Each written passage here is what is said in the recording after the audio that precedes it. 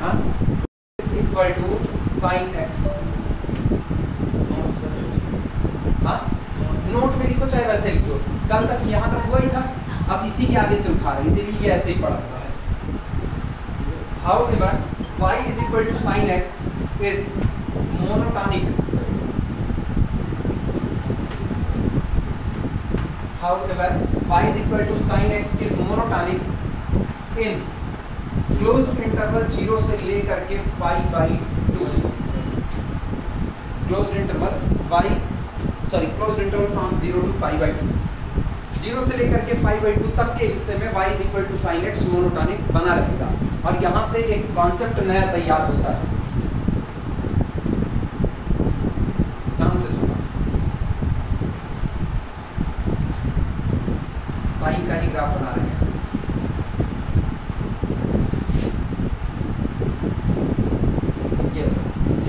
ये तो साफ बात है कि साइन का फंक्शन कुछ दूर तक इंक्रीज करता है, फिर डिक्रीज करता है, डिक्रीज करते करते फिर वापस इंक्रीज करता है, फिर वापस डिक्रीज करता है। तो इसका मतलब साइन का फंक्शन मोनोटॉनिक की कैटेगरी में तो नहीं गिर रहा, क्योंकि मोनोटॉनिक वाले हिस्से में कहा जाता है या एक दृष्टा होना, एक ही तरफ देखना, या तो इंक्रीज करोगे या तो डिक्रीज करोगे, ये नहीं कि थोड़ी देर इंक्रीज करो थोड़ी देर डिक्रीज करो। तो साइन एक्स भले खुद मोनोटॉनिक ना हो, लेकिन साइन एक्स के पास ऐसे इंटरवल मौजूद हैं, गौर करो, जो आपका फंक्शन साइन एक्स है उसके इस पूरे डोमेन में साइन का डोमेन कौन होता है? आर क्लब का फंक्शन है। इसके डोमेन के पास ऐसे इंटरवल मौजूद हैं जिसमें आपका फंक्शन साइन एक्स मोनोटॉनिक बना रहेगा। ऐसे इंटरवल मौजूद है जिनमें आपका फंक्शन मोनोटॉनिक बना रहेगा। इंटरवल से बाहर देखोगे टोटल डोमेन में मोनोटॉनिक नहीं है, लेकिन डोमेन के पास ऐसे हिस्से हैं जिन हिस्से में मोनोटॉनिक बना हुआ है। इधर मोनोटॉनिक है तो इसी डोमेन के हिस्से में पाई बाई 2 से लेकर के पाई तक, क्या यहाँ तक भी मोनोटॉनिक है कि नहीं? पाई से लेकर के 3 पाई बाई 2 तक मोनोटॉनिक है कि नहीं? यानी डोमेन के छोटे छोटे टुकड़े के पास, डोमेन के छोटे छोटे टुकड़ों में ऐसी बातें आ रही हैं कि आपका फंक्शन मोनोटॉनिक बना हुआ है। इसको कहा जाता है इंटरवल ऑफ मोनोटॉनिसिटी। यही जो डोमेन के इंटरवल निकल करके आ रहे हैं इसको कहते हैं इंटरवल ऑफ मोनोटॉनिसिटी। ये वो हिस्से हैं जहां आपका फंक्शन मोनोटॉनिक बना रहेगा। और ऐसे में अगर कहा जाता है कि डोमेन के पास दो इंटरवल ऑफ मोनोटॉनिसिटी है, जिसमें से एक इंटरवल में आपका फंक्शन मोनोटॉनिक इंक्रीजिंग है, दूसरे में मोनोटॉनिकली डिक्रीजिंग है, तो इसका मतलब टोटल डोमेन में आपका फंक्शन मोनोटॉनिक नहीं है, क्योंकि एक हिस्से में बढ़ रहा है दूसरे में घट रहा है। लेकिन दोनों इंटरवल को अलग अलग देखोगे तो हाँ, तब उस इंटरवल में आपका फंक्शन मोनोटॉनिक बना है। इन्हीं टुकड़ों को कहा जाता है that's part known as the interval of monotonicity. यानी डोमेन के छोटे टुकड़े पर अगर फंक्शन मोनोटॉनिक है तो वो छोटा टुकड़ा इंटरवल ऑफ मोनोटॉनिसिटी होता है। इसकी चर्चा अभी थोड़ी देर बाद करेंगे। और मेन यही आपको निकालना होगा, इंटरवल ऑफ मोनोटॉनिसिटी निकालना पड़ता है। निकालने का सेम तरीका है, आपके पास वही होनी चाहिए, बेबी कर्व मेथड। भाई बेबी कर्व मेथड ही आपको इंटरवल ऑफ मोनोटॉनिसिटी देंगे। जैसे गौर करो, अपने को पता है जिस दिन अपना फंक्शन इंक्रीजिंग में रहेगा, जिस दिन अपना फंक्शन इंक्रीजिंग में रहेगा उस दिन जो फर्स्ट डेरिवेटिव होता है d by d x greater than or equal to 0, और जिस दिन अपना फंक्शन डिक्रीजिंग रहेगा उस दिन d by d x less than or equal to कितना होता है? 0। क्लियर है? अभी बताते हैं, बाद में तो फिर लिखाना ही लिखाना रहेगा। इसका मतलब आपको जो भी फंक्शन एफ एक्स दिया गया है, आप पहला काम कीजिए एफ डैश ऑफ एक्स निकाल लीजिए। एफ डैश ऑफ एक्स निकल गया, एफ डैश ऑफ एक्स अब एक नया फंक्शन बन गया है जी ऑफ एक्स, नया फंक्शन बन गया। इस नए फंक्शन का बेबी कर्व मेथड से डोमेन फाइंड आउट होगा, मिलेगा। जो नया बेबी कर्व मेथड से बन रहा है ना, अगर उसमें पॉजिटिव हिस्सा लोगे तो पॉजिटिव हिस्सा वो है जहां जी ऑफ एक्स यानी एफ डैश ऑफ एक्स कैसा रहता है? पॉजिटिव, यानी इंक्रीजिंग वाला इंटरवल, और जहां जहां ये नेगेटिव रहेगा वो वाला डिक्रीजिंग का इंटरवल। रूल अभी से बता दे रहे हैं, हालांकि समझाएंगे अभी थोड़ी देर बाद जब फिर ये वापस आएगा।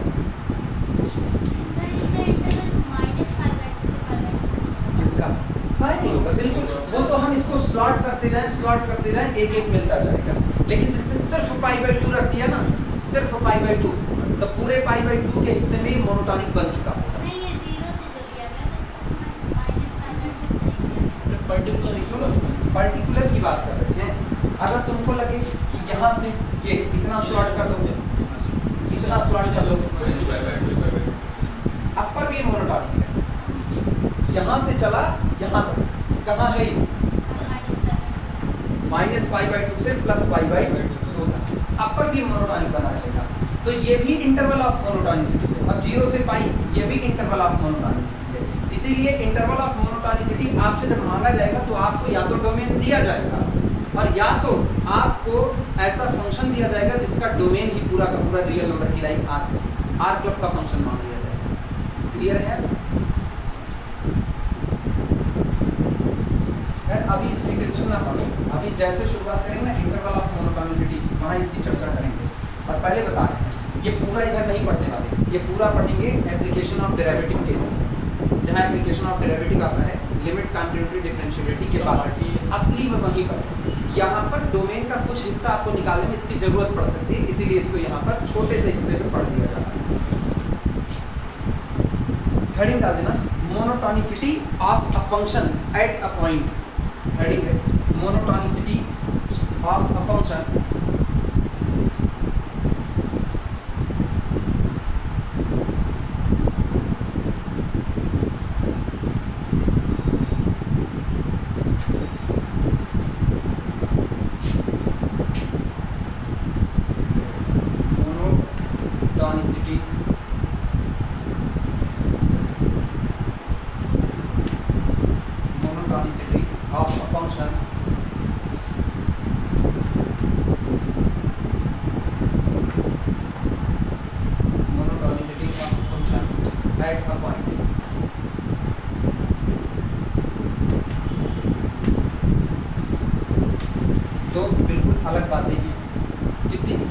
मोनोटॉनिक होना उसके डोमेन में उसकी मोनोटॉनिसिटी है, और किसी फंक्शन का एट ए पॉइंट पर मोनोटॉनिक होना डोमेन के पर्टिकुलर एक पॉइंट पर मोनोटॉनिसिटी है।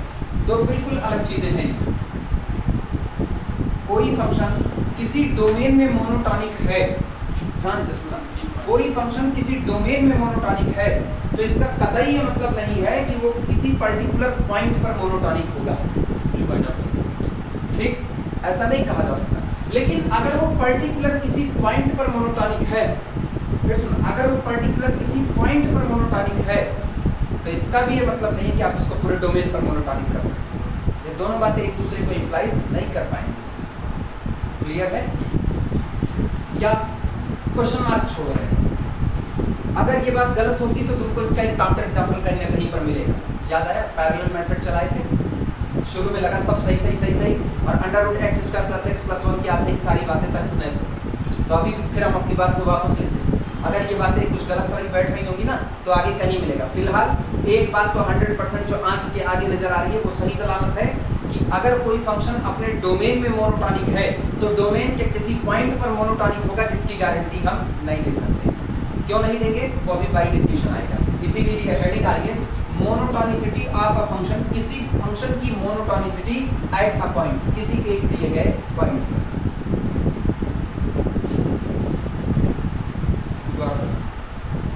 इसका नाम ही इसके बारे में सब कुछ कहता है।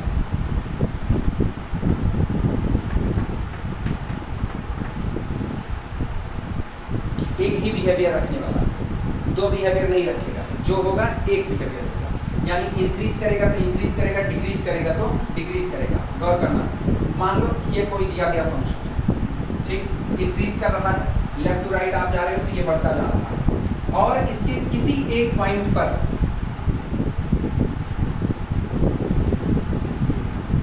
यहाँ हमने पॉइंट ले लिया स्मॉल, पर्टिकुलर किसी पॉइंट पर पूछा जा रहा है कि फंक्शन क्या एट दैट पॉइंट मोनोटॉनिक है या नहीं है।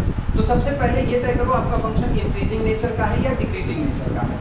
अगर मिला कि आपका फंक्शन इंक्रीजिंग नेचर का है तो ऐसे केस में तुरंत एक काम करो, ए के साइड बाई साइड बगल बगल दो पॉइंट।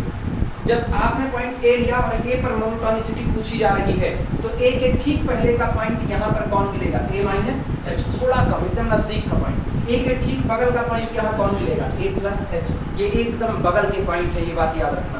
ठीक, अब गौर करो, जिस दिन हम ए प्लस एच पर वैल्यू निकाल रहे हैं ये तो तय है कि a minus h less than a and a is less than a plus h. तो जाहिर सी बात है यहाँ कौन आएगा? F of a minus h. यहाँ कौन आएगा? F of a. और यहाँ पर आपको कौन मिलेगा?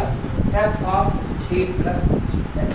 अगर आपका फंक्शन इंक्रीजिंग है तो at that point small a पर ये मोनोटॉनिक उसी दिन होगा जिस दिन f of a minus h less than f of a and f of a less than f of a. बराबर नहीं होना चाहिए, क्योंकि बराबर होते ही ना दोहरा नेचर दिया। सोचो f of a plus a minus h less than f of a हुआ, लेकिन ये अब अगला हिस्सा बराबर हो जाए f of a plus h के, दो तरफ दिखाया कि नहीं, एक बार कहा पढ़ेंगे दोबारा कहा बराबर हो जाएंगे, ये दो तरफा देखने की बात है। और जबकि आपका नाम क्या है, monotonicity eight a point, particular किसी पॉइंट पर मोनोटोनिसिटी को पूछा जा रहा है, तो उस पॉइंट पर आपका एक ही नेचर होना चाहिए। यानी अगर इसको एट दैट पॉइंट पर मोनोटोनिक बने रहना है तो f of a minus h is confirmly less than f of a and f of a less than f of a plus कितना होना चाहिए एच। और खुदा न खास्ता ये फंक्शन डिक्रीजिंग ऑर्डर का है, तब क्या बनेगा, तब सोचो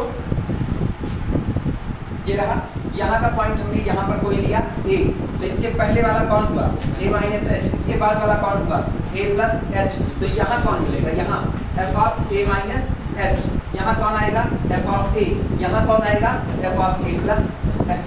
डिक्रीजिंग है ना, तो डिक्रीजिंग में जैसे जैसे इनपुट बढ़ेगा वैसे वैसे वैल्यू घटेगी, तो क्या लिखना पड़ेगा f of a minus H greater then f of a greater than f of a plus, क्योंकि आज ये ऊपर है ये नीचे, ये सबसे नीचे है। क्लियर है, इसको कहते हैं मोनोटोनिसिटी एट अ पॉइंट, किसी फंक्शन की मोनोटोनिसिटी पर्टिकुलर किसी दिए गए पॉइंट पर, और अगर किसी एक साइड में बराबर हो गया तो मोनोटोनिक नहीं है। क्लियर है ये बातें, लिखा जाए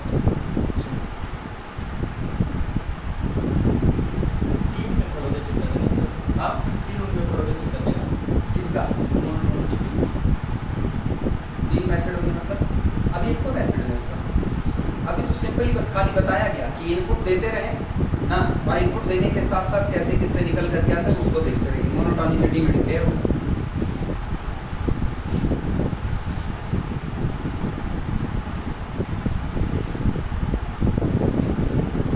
नहीं तो सीक्वेंस में भी यही कहा जाता है, सीक्वेंस मोनोटोनिक होता है अगर इंक्रीज कर रहा है तो इंक्रीज करता रहे, डिक्रीज कर रहा है तो डिक्रीज करता रहे। इस बात की छूट आपको दी जा सकती है, इंक्रीज करने के दौरान बीच के कुछ रास्ते पर बराबर हो जाओ, अब फिर इंक्रीज करते चले जाओ। इसीलिए नेचुरल नंबर का सीक्वेंस जो होता है वो मोनोटोनिक है, और मोनोटोनिक में भी कैसा, इंक्रीजिंग। इंटीजर का मोनोटोनिक नहीं है, इंटीजर मोनोटोनिक नहीं है, इंटीजर का सेट मोनोटोनिक नहीं होगा। पार्टीशन तो पॉजिटिव की बात कर रही है, नेगेटिव की बात कर रहे हैं, तो इससे पार्टीशन के बाद चेक करेंगे ना, पूरा हिस्सा इकट्ठे ले रहे हैं, इंटीजर का सेट नहीं हो सकता।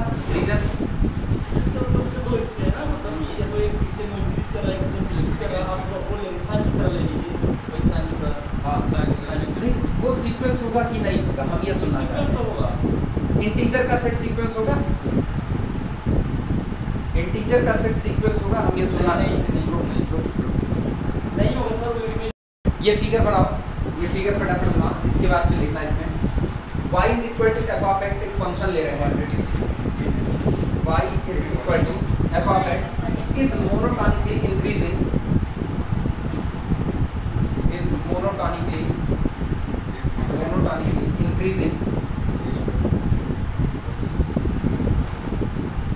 is monotonically increasing at x is equal to a if dash कोई दिया गया function y is equal to fx particular किसी पॉइंट स्मॉल a पर मोनोटोनिकली इंक्रीजिंग कहा जाएगा अगर वो कुल दो बातों को पूरी करे। सबसे पहली बात ये कि a के बाद आने वाला point a plus H, f of a plus h, बाद में आने वाले पॉइंट पर मिली हुई एंट्री a पर मिली हुई एंट्री से बड़ी value greater than f of a। दूसरी बात, a से पहले मौजूद जो एंट्री है या इनपुट जो है a माइनस एच, उस पर मिली हुई एंट्री a पर मिलने वाली एंट्री से कम वैल्यू, यानी f of a minus h is less then f of a। दोनों बात, और सोचो हमने इसमें इक्वलिटी को जगह नहीं दी हुई है क्योंकि मोनोटोनिसिटी की बात है, मोनोटोनिसिटी केवल एक बिहेवियर बस, इन शॉर्ट कहा जाए तो पर्टिकुलर किसी पॉइंट पर अगर आपको मोनोटोनिसिटी देखनी है कि एट दैट पॉइंट पर आपका फंक्शन मोनोटोनिक है कि नहीं, तो इसका मतलब ये हुआ कि अगर आपका फंक्शन इंक्रीजिंग है तो a minus H a plus H, जैसे जैसे आप ये जो इनपुट है इनपुट को बढ़ाते जा रहे हो वैसे वैसे आपका आउटपुट भी क्या होना चाहिए, बढ़ते जाना चाहिए। यानी f of a plus h, बाद वाला f of a plus h greater than f of a when a plus h greater than a, ये ordering maintain. A greater than a minus h, तो f of a greater than f of a minus h. और ये दोनों एक ही साथ fold होने चाहिए, अलग अलग नहीं। For a small positive H, यहाँ लिखना for a small positive H, figure में दिखाने के लिए ये दूरी इतनी ज्यादा ली गई है, अदरवाइज ये दूरी इतनी ज्यादा नहीं है। एच एकदम बगल का पॉइंट है, देखना अगर ये ए है, ये ए, ठीक, इसके थोड़े ही बगल में पॉइंट कौन मौजूद है, ए प्लस एच। लेकिन इतने नजदीक का हिस्सा अगर काटोगे ना तो फिगर में समझने में दिक्कत आएगी, इसीलिए इसको थोड़ा दूर से लिया गया।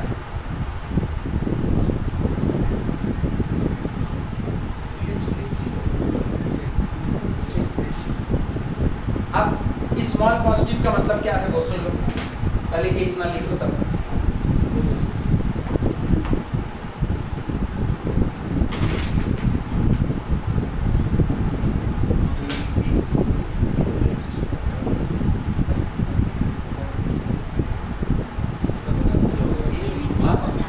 कैंसिल हो गया, दिक्कत है तब तो। स्मॉल पॉजिटिव एच का मतलब समझो क्या है। स्मॉल पॉजिटिव एच का मतलब है कि जब आप जिस दौरान ए से ए प्लस एच पर पहुंच रहे हो, स्मॉल पॉजिटिव एच का मतलब सुनना, ए से ए प्लस एच पर पहुंच रहे हो, उस दिन जाहिर सी बात है एफ ऑफ ए से लेकर के F of a plus H तक के बीच में फंक्शन में कोई भी डिसकंटिन्यूटी यानी कोई भी टूटन नहीं आनी चाहिए। यही इस स्मॉल पॉजिटिव एच का मतलब है। जैसे यहाँ से चले और कर करो फंक्शन टूट गया, तो टूट गया ना, तो ऐसा नहीं हो सकता कि आप यहाँ पर ए ले लो और यहाँ पर ए प्लस एच ले लो, नहीं, ये नहीं ले सकते। अगर ये ए है तो इसके जस्ट बगल में ए प्लस एच को जगह मिलेगी, ए प्लस एच, जिससे एफ ऑफ ए और F of a plus H इसके बीच में कोई भी डिसकंटिन्यूटी मौजूद ना हो। ये मेन बात। तो स्मॉल पॉजिटिव एच यानी एच को चुना ऐसा जाएगा कि उस पर मिलने वाली इंट्रीज के बीच में कोई भी डिसकंटिन्यूटी ना आए। लिखना इसी बात को, लाइन चेंज कर दो। Here small positive H, here small positive H means, इसलिए ना कंटिन्यूटी के बाद पता चलता है। Here small positive H means, here small positive H means no discontinuity. Here small positive H means no discontinuity, no discontinuity in function f, no discontinuity in function f between a minus h and a, पहले तो ये and a plus h, a and a plus h, ये बात है। Small positive h का मतलब हुआ कि आप h को इस तरीके से चुनिए कि a माइनस h और a के बीच में कोई भी डिसकंटिन्यूटी ना आए और a से a प्लस h के बीच में कोई भी डिसकंटिन्यूटी ना आए, क्योंकि अगर डिसकंटिन्यूटी आई तो ऐसे केस में अब आप मोनोटोनिसिटी डिसाइड नहीं कर पाओगे, ये गलत हो जाएगा। ठीक, तो h को ऐसा चुनो स्मॉल पॉजिटिव एकदम बगल का ना, कि उनके बीच में डिसकंटिन्यूटी आने की गुंजाइश ही खत्म हो जाए। क्लियर है ये बात? ठीक, इसके बाद फिर आगे देखो, फिर डबल स्टार करना। अभी ये डिसाइड नहीं हुआ, अब मोनोटोनिकली डिक्रीजिंग वाले पर आ रहे हैं, अभी तक इंक्रीजिंग का नहीं चल रहा।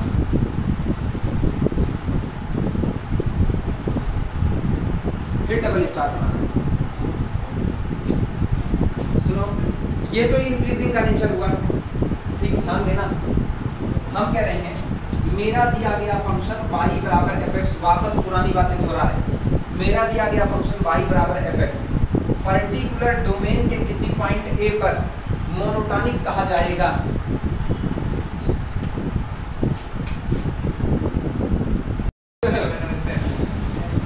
दिया गया फंक्शन y बराबर fx पर्टिकुलर किसी पॉइंट a पर मोनोटोनिकली इंक्रीजिंग कहा जाएगा।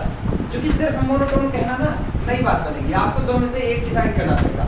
मोनोटोन होने का मतलब एक दृष्टा होना, एक तरफ देखना, एक ही बिहेव को देना, लेकिन वो एक बिहेव कौन सा होगा, इंक्रीजिंग का होगा या डिक्रीजिंग का होगा, ये दो कैटेगरी बढ़ती है। तो आपका दिया गया फंक्शन y बराबर fx किसी पर्टिकुलर पॉइंट पर मोनोटोनिकली इंक्रीजिंग होगा अगर इस पर्टिकुलर पॉइंट के बगल में, ठीक बगल में मौजूद a प्लस एच और ठीक पीछे मौजूद a माइनस एच पर f of a minus h कम बैठे f ऑफ a से और f ऑफ a कम बैठे f of a plus h से। अगर ये बिहेव पूरा हो रहा है तो ऐसे केस में आपका function eight that point small a पर क्या कहलाएगा, मोनोटोनिकली इंक्रीजिंग कहलाएगा। लेकिन शर्त यही है यहाँ से यहाँ और यहाँ से यहाँ के दौरान आपके फंक्शन में कोई भी डिसकंटिन्यूटी नहीं आनी चाहिए, पहली बात। तो आपका फंक्शन मोनोटोनिकली, अच्छा इसका मतलब ये हुआ कि खुदा न खास्ता कल को ऐसा मिला ना कि f ऑफ a बराबर बैठ गया f of a plus h के, तब आज की तारीख में मोनोटोनिक नहीं है। फंक्शन मोनोटोनिकली इंक्रीजिंग है लेकिन एट दैट पॉइंट पर फंक्शन मोनोटोनिकली इंक्रीजिंग नहीं हुआ।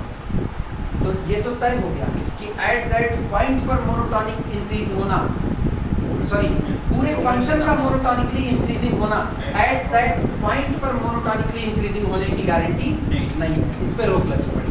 अब उल्टा तुम लोग सोचो, उल्टे के लिए हम एक लूप होल छोड़े पड़े हैं, जैसे इंटीजर का सेट सीक्वेंस होता है कि नहीं होता, ये तुम्हारे लिए प्रश्न है।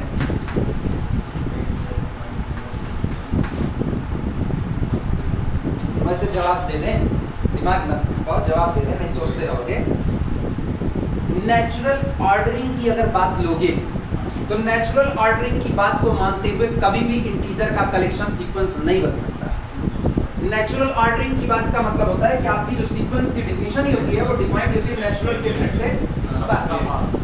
याद आया? तो ये नेचुरल ऑर्डरिंग है कि कोई तो पहला एलिमेंट मानोगे, भाई सीक्वेंस का सबसे पहला टर्म कोई होगा तो सीक्वेंस का पहला टर्म S1 चलाया जाता है, सीक्वेंस का दूसरा टर्म S2 होता है, तीसरा टर्म S3 होता है। इसको कहते हैं नेचुरल ऑर्डरिंग में चीजों को रखना। तो नेचुरल ऑर्डरिंग में आप क्या कभी इंटीजर को रख पाओगे?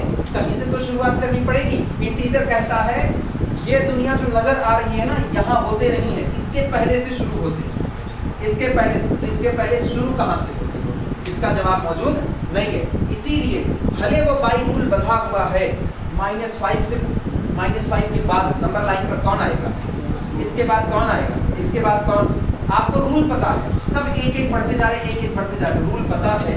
लेकिन रूल होने के बावजूद भी आप इसको बांध नहीं सकते। क्लियर? वो अलग बात कि ये इंटीजर का जो सेट होता है ना, घटक रहे, लेकिन अब इसकी चर्चा कर दिए तो ये बता दे रहे हैं, नहीं दिमाग में करता रहेगा। इंटीजर का सेट इक्विवेलेंट होता है किसके? नेचुरल। इक्विवेलेंट होता है यानी दोनों के बीच में 1-1 करेस्पॉन्डेंसी होती है। 1-1 करेस्पॉन्डेंसी होने के नाते इसका हर एलिमेंट इसके एक जगह पर लेबल्ड किया जा सकता है। हाँ, लेबल्ड आप कर सकते हो इसको, देखो ना 0 1 सॉरी, हाँ पहले इंटीजर रखना है 0 1 2 3 4 5 सो ऑन, -1 -2 -3 सो ऑन। हो गया? लेबल करना है, सामने वाले दो आदमी को अपना हो जाए, एक और आदमी लगा, ठीक, और दोनों लोग सारे नंबर अपने पास इकट्ठे करो। नेचुरल तुम्हारे पास भी, नेचुरल उसके पास, दोनों के पास लेवल मौजूद है। फोन कॉल करो, जैसे हम एक नंबर चिपकाएंगे उससे एक ज़्यादा अगला तुम चिपका देना। हम इधर चलेंगे तुम उधर चलो, अब लेबलिंग शुरू हो चुकी है। तुम 0 पर खड़े हो तो उसकी मजबूरी है, वो या तो इधर खड़ा होगा या तो इधर खड़ा होगा, उसको नेगेटिव की दुनिया में भेजो। तुम यहाँ पर चिपकाओ एक, रूल कहता है कि उसको जहाँ वो खड़ा है वहां पर इससे एक ज्यादा का लेवल चिपकाना पड़ेगा। तो -1 पर कितने का चिपकाएगा? 2 का। तुम्हारे पास अब रूल बन चुका है, तुमको इधर चलना पड़ेगा। तुम इधर कितना चिपकाओगे? 3 का। वो इधर कितना चिपकाएगा? 4 5 6 7 8 9 10 11 12 13 14 होता गया। 1-1 करेस्पॉन्डेंसी आ रही है कि नहीं आ रही है? कुछ छूट नहीं रहा है। इसीलिए दोनों एक दूसरे के सिमिलर हैं, दोनों एक दूसरे के इक्विवेलेंट होने का मतलब है कि इसकी भी कार्डिनलिटी जिस दिन चढ़ेगी ना, उस दिन इसकी भी कार्डिनलिटी अलिफ नॉट चढ़ेगी और इसकी भी कितनी चढ़ेगी?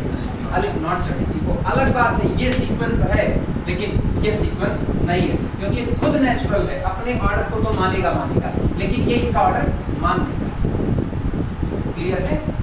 इसीलिए इंटीजर का कलेक्शन रूल में हो करके भी, रूल में बंधे होने के बावजूद भी ये दिखाते हुए भी कि आप जब नंबर लाइन पर चलोगे तो मेरा हर मेंबर पिछले वाले से एक ज़्यादा होता जाएगा, उस रूल के बावजूद भी वो सीक्वेंस नहीं बन सकता है।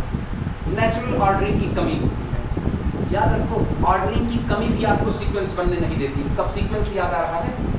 सब सीक्वेंस हम लोग कहते थे आप फला दिए गए सेट का ही टुकड़ा काटते हो, लेकिन आपके पास रूल नहीं होता तो आप सीक्वेंस नहीं बन सकते हो, क्योंकि sequence is the well defined rule. वो भी वेल डिफाइंड रूल होता है जहां आपको पता होता है हर अगला आने वाला मेंबर कौन होने वाला है। अब कभी कभी ऐसा होता है ना कि रूल आप हमेशा बांध नहीं सकते फंक्शन की कैटेगरी में, तब आपको वो रूल सोचने पड़ते हैं। जैसे किसी ने कह दिया ना 1 2 3 ऐसा लिखा, उसके बाद उसने क्या कहा 1 1, चलो अब की सुनना 4 5 6, अब की उसने क्या कहा 2 2। रूल पता है क्या होने वाला है?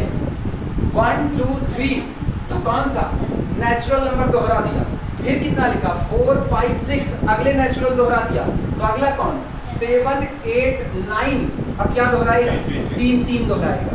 क्लियर है? रूल तो मिला ना, ये सीक्वेंस है। दुनिया की कोई ताकत इसको सीक्वेंस बनने से नहीं रोक सकती, मानना पड़ेगा आपको सीक्वेंस, क्योंकि इसका रूल बन रहा है। हाँ, जनरल टर्म नहीं आएगा, इसीलिए कहते हैं ना आपको सारे सीक्वेंस के जनरल टर्म मिले, इसकी आप गारंटी नहीं दे सकते। काय जनरल टर्म दोगे इसका? इवन बैठाओगे, ऑड बैठाओगे, किस पर बैठाओगे? तब आपको ना थ्योरेटिकल रूल देना पड़ेगा, थ्योरेटिकल रूल। हाँ, n+1 n+2, तो अगला कौन, अगला कौन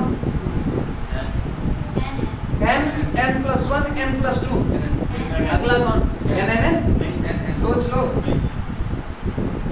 थ्योरेटिकल रूल भी क्या बन पाएगा? ऐसे सोचो 1 2 3 3 तक पहुंचे ना, 3 तक पहुंचे तो शुरू कहां से हुए 1 1 से, उसके बाद क्या है 4 5 6, लेकिन अब की शुरू कहां से 2 2। क्या ये बता सकते हो कुछ घटाने के बाद वाला बैठाएंगे? कोई रूल नहीं है, कोई रूल नहीं। तुम कह रहे हो हम n+1 n+2 बैठा रहे हैं, तो तुमको पता होना चाहिए इसके पहले जो 2 रिपीट हुए होंगे वो कौन नेचुरल रहे होंगे।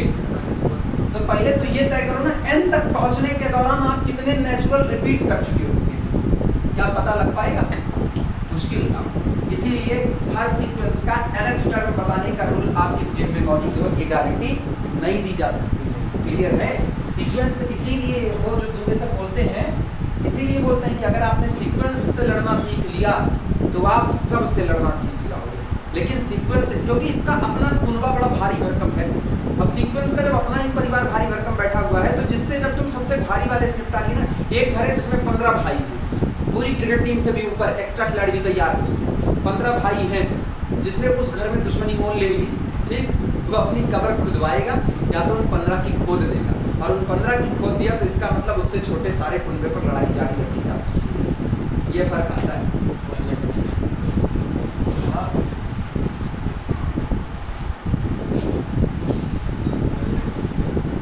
चलो अगला लिखना, मोनोटोनिकली डिक्रीजिंग के लिए बात कर रहे हैं, उधर लिख दो, ये भी रहेगा साइड बाय साइड।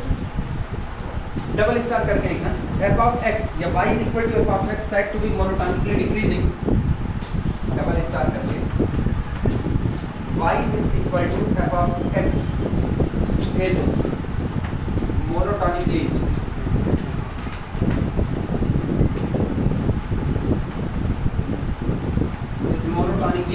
decreasing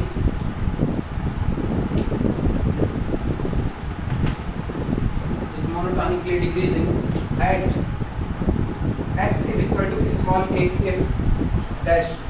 दो बातें होनी चाहिए, और बगल में फिगर के लिए जगह छोड़ देना, फिगर दिखा रहे हैं यहाँ कौन a plus a minus h, ये कौन a और ये कौन a plus h।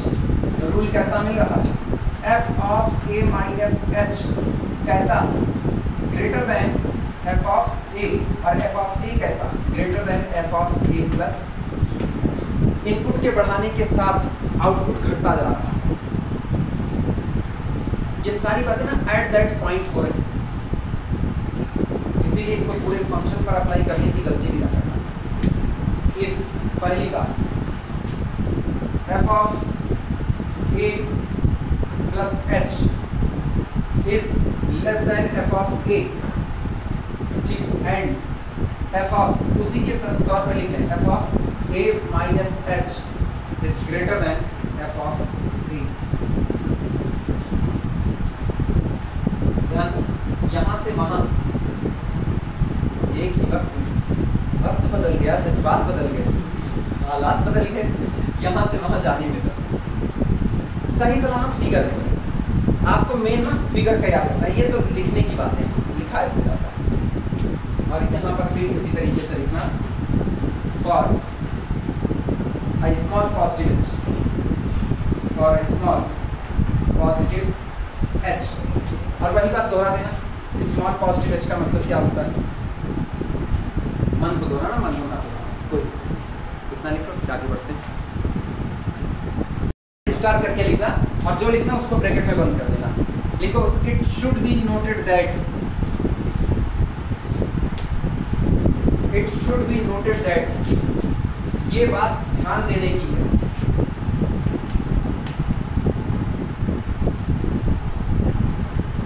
It should be noted that, जिक्र करने की बात है। We can talk,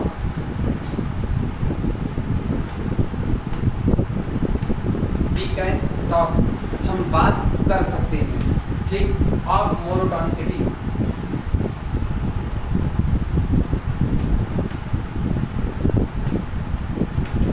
we can talk of monotonicity of f x, किसी दिए गए फंक्शन एफएक्स की, at x is equal to a, किसी particular point x is equal to a पर, इफ यदि x is equal to small a lies in the domain of the function, lies in the domain, lies in the domain of function f। लेकिन इस पूरी बातचीत करने के दौरान क्या हमने कहीं पर फंक्शन की कंटिन्यूटी या डिफरेंशियबिलिटी की चर्चा की? नहीं। एट दैट पॉइंट के इर्द गिर्द कंटिन्यूटी डिफरेंशियबिलिटी की चर्चा, डिफरेंशियबिलिटी नहीं कंटिन्यूटी की चर्चा की कि आप जिस पॉइंट पर कर रहे हो h को ऐसा चुनो कि उसके इर्द गिर्द में फंक्शन कंटिन्यूअस बना रहे, टूटन ना आए।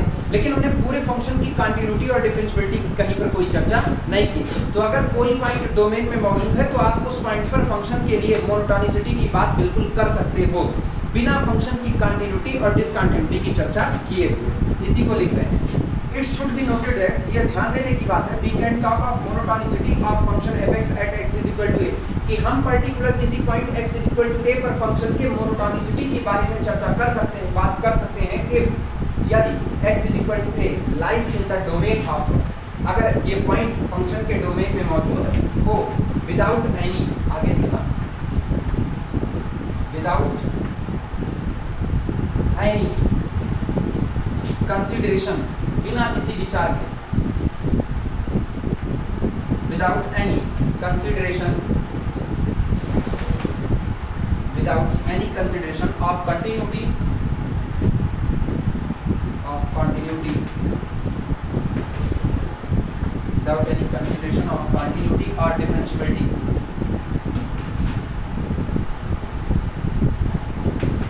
और डिफरेंशियबिलिटी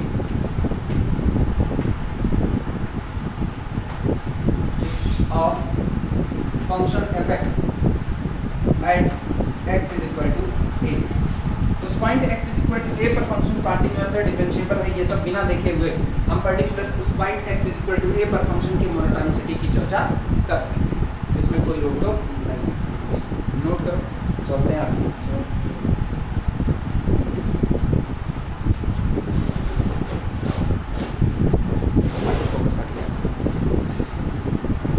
साइड बाई साइड ये चारों फिगर बनाओ, फिर बताना।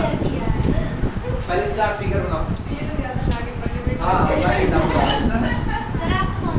कौन सा? कोबरा।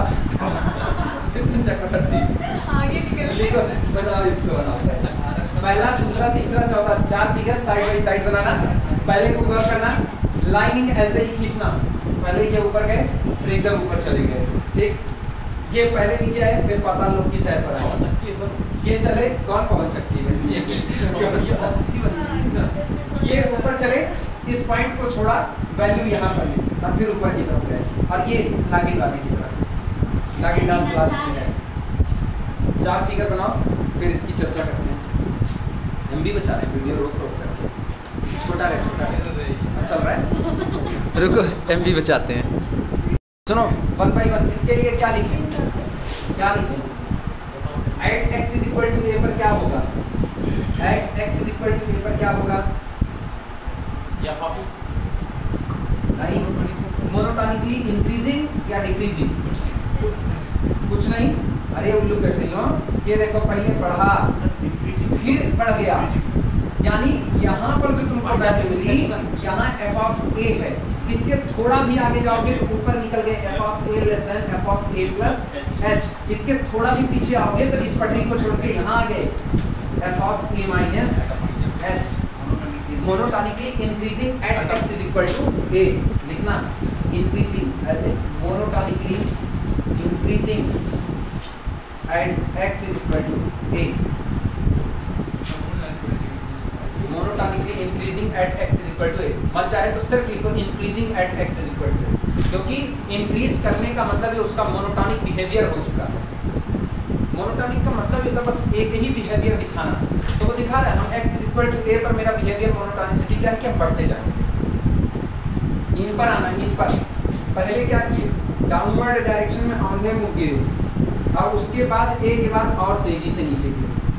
कैसा बिहेवियर, डिक्रीजिंग का, यानी ये तो तय हो चुका ना, जिस दिन यहाँ रहोगे यहाँ, तो ये कौन है a माइनस एच, तो f of a minus H ये बड़ा है किससे, f ऑफ a से, और f ऑफ a भी बड़ा होगा, यहाँ पर कुछ भी मौजूद f of a plus h लिख देना। Monotonically decreasing at x is equal to, monotonically decreasing at x is equal to a।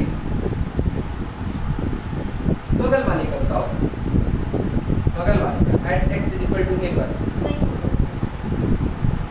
Neither increasing not decreasing, at x is equal to a पूछ रहे पर्टिकुलर पॉइंट पर, function का behave नहीं मांग रहे। बाकी लोग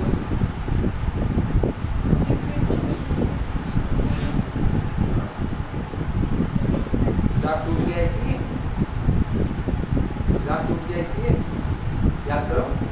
लास्ट देखो बगल में लिखे हैं, क्या लिखे हैं, it should be noted that, ये बड़े ध्यान देने की बात है, वी कैन टॉक, हम बात कर सकते हैं, of monotonicity of fx at x is equal to, हम x बराबर a पर फंक्शन के मोनोटोनिसिटी की बात कर सकते हैं if x is equal to a lies in the domain of f। अगर पहली बात x इज इक्वल टू आपके डोमेन में मौजूद हो, विदाउट एनी कंसिडरेशन, बिना इस बात को ध्यान दिए हुए, किस बात को, ऑफ कॉन्टिन्यूटी और डिफरेंशिएबिलिटी ऑफ fx, कहां पर, at x is equal to. तो at x is equal to a पर आपको डिसकंटिन्यूअस होने से कोई फर्क पड़ने वाला नहीं, आप मोनोटोनिसिटी की बात कर सकते हो। क्या करें, इंक्रीजिंग, हाँ इंक्रीजिंग, पहले ये बढ़ते हुए गए, जिस दिन x is equal to a पर थे वहां से सीधे कहां आ गए, ऊपर, तो इसके बाद अगला जो मिलेगा तो a प्लस एच पर बड़ी वैल्यू मिलेगी, गौर करो a प्लस एच पर यहाँ कौन मिलेगा, f of a plus H. तय बात है f ऑफ a तो इससे नीचे है, तो f of a is less then f of a plus H, और अगला यहाँ पर होगा a माइनस एच, तो यहाँ पर क्या होगा f of a minus h, तो कुछ छोटा monotonically increasing at x is equal to, इस बात का ख्याल रखना। एट दैट पॉइंट पर ग्राफ के टूटने से भी मोनोटोनिसिटी की बातें रुकेंगी नहीं, वो चलती रहेंगी।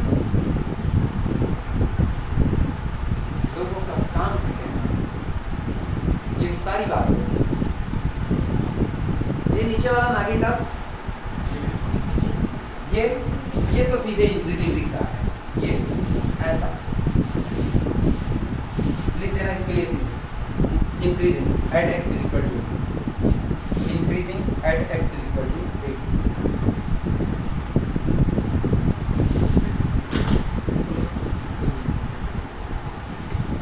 हो जाए तो न्यूमेरिकल नोट करें,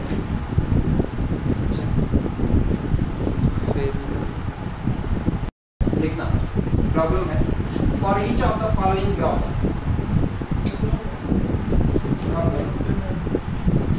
for each of the following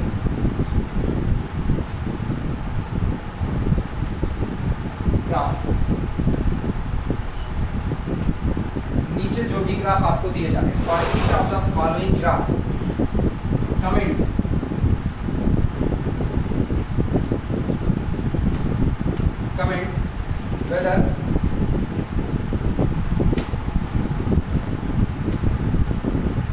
whether f of x is increasing or decreasing, is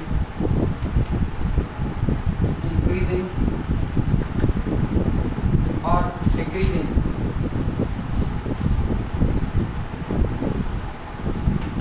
Fx is increasing or decreasing, or neither increasing nor decreasing, or neither increasing nor decreasing.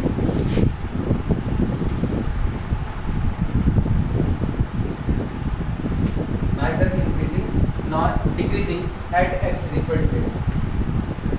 At x is equal to 8. नीचे जो कुछ भी दिया जा रहा है उस सारे ग्राफ को देख करके आपको बताना है कहाँ पर आपका function at x is equal to a increasing है, at x is equal to a decreasing है, at x is equal to a neither increasing है नॉट डिक्रीजिंग है। चलो ग्राफ पूछते हैं। सबसे पहला ग्राफ खींचना है।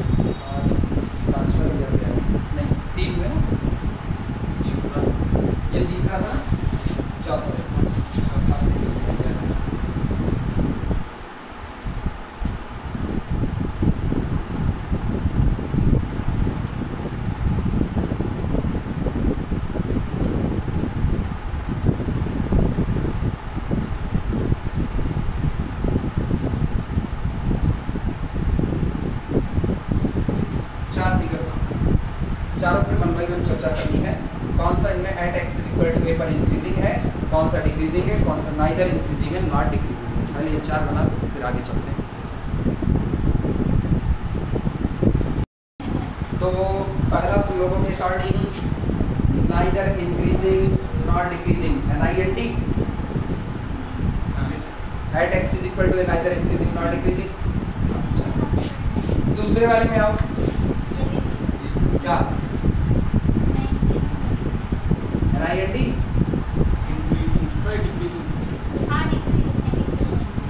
At x is equal to a मांग रहे हैं, ये याद रखो at x is equal to. अरे ग्राफ में बनाने की गड़बड़ी, ग्राफ ऐसा नहीं है, मतलब ए ऐसा ग्राफ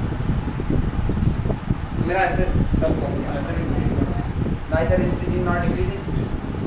सहमत सारे लोग सहमत? तो सारे लोग इस पर हो NIND। अभी हम नहीं सहमत, अभी हम किसी पर नहीं सहमत, बाद में देखा जाएगा। किस पे तुम भी नहीं सहमत हो तो तुम्हारी अकॉर्डिंग किस में जाना चाहिए? कोई भी सोच रहा है। ठीक है, सोचते रहो ना, सेल लगी हुई है ना। इसमें आप इसका क्या हाल है? हाँ, ये monotonically increasing M I Mission Impossible, इसका क्या हाल दोगे?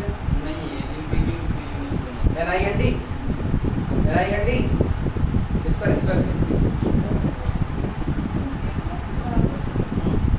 N I N D at x is equal to a N I N D निम्न। हाँ, कुछ बताना चाहो बदल सकते हो, कुछ नहीं बदलो। ये बता सेकंड थर्ड इंक्रीजिंग होगा, सेकेंड थर्ड इंक्रीजिंग होगा, बाकी नेगेटिव ट्राई कर लो, हम तो टाइम दिए। मेरा भी एग्जाम से अपने को कोई जल्दबाजी नहीं।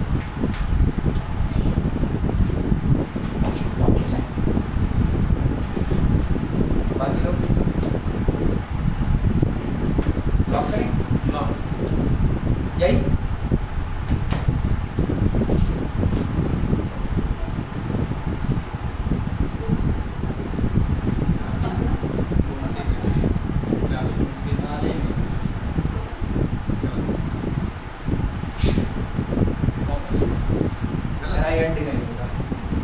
हम सोचो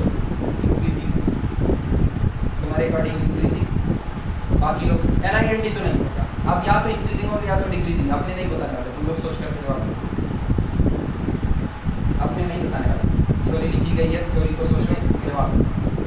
इतना आसान नहीं है, तुम लोग थोड़ी ना बीटेक की तैयारी कर रहे हो, तुमको एकदम ध्यान से सब चीज़ हम बताने वाले हैं ना। You are not intermediate pass out, तुम लोग एमएससी पास आउट हो।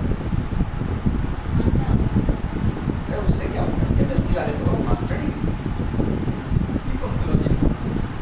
पास है आउट तो है ना, डिग्री लेकर के निकले हैं, ऐसा लग रहा है। किराए का लेस तो नहीं है, कैंपस आया वाले इसको नहीं कह सकते, नहीं सोच पा रहे तुम लोग। इंक्रीजिंग इंक्रीजिंग हमको तो नहीं दिख रहा है। राइट एक्सिस इक्वल टू एक बताना, जो बीच वाला डॉट है इंक्रीजिंग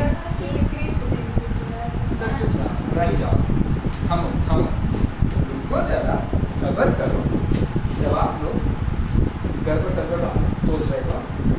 पहले ना वो जो बातें जानते हो उस बात के आधार पे आओ।